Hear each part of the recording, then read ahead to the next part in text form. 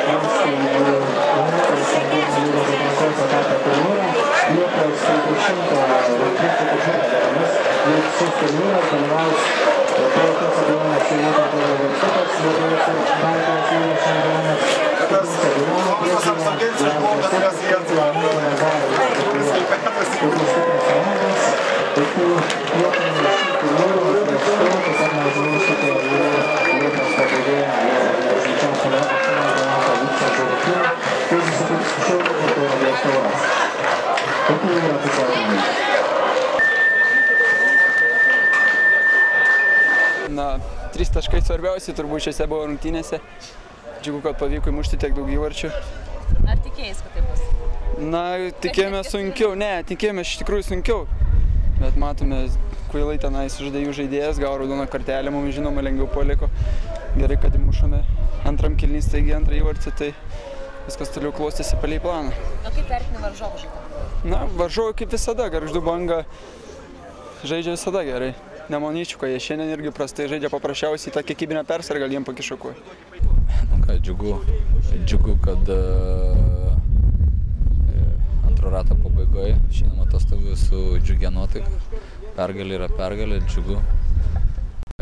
Rungtynės galbūt dvejopos tokios, aišku, padėjo varžovai gaudami raudoną kortelę. Bet aš sakyčiau, kad tikrai ir iki to mes turėjom keletą neblogų momentų, tikrai šiandien buvom verti pergalės, kurią ir iškovojom, tai džiaugiamės tam. O kaip vertinti varžovo pasirodymą? Tikrai ir dešimtyse stengiasi, nenuleido rankų, stengiasi presinguoti, bandyti mušti įvartį, aišku.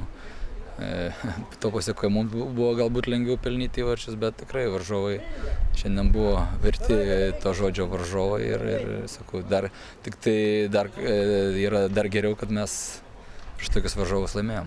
Dar mums geriau. Kad bent kitokį rezultatą baigsis?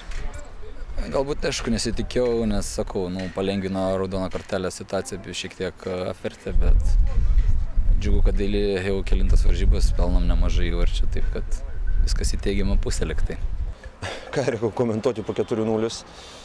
Aišku, sunku kažką kalbėti, bet tiesiog jaučiu tokį nepasitenkinimą teisėjam. Aš paprasčiausiai juos gerbiu, kaip tikrai jie žmonės, jie klysta, bet tai klysta, aš manau, kad tikrai nelaiku.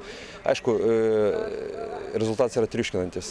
To, kurio nesitikėjom, kurio buvom tikrai pasiruošę rungtynėm ir manau, kad iki pirmo įvarčio, kur tikrai buvo raudona kortelė, kur buvo 11 metrų baudinys, tą viską patvirtino, bet antras įvartis, sakykime, nelaiku, ne mūsų naudai. Tas tarpas buvo toks, kaip sakoma, kur turėjom kažką pasiekti, kur norėjom kažką pasiekti, bet nepasisekė.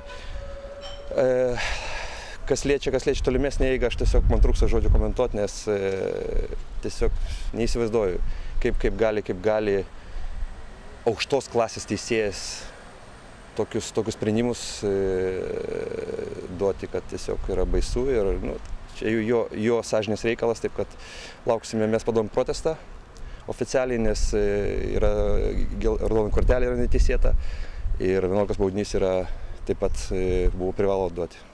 Šiaip ką, aš komandą galiu tik tai komplimentą pasakyti, 10 stengiamės pasiekti kažkokį rezultatą.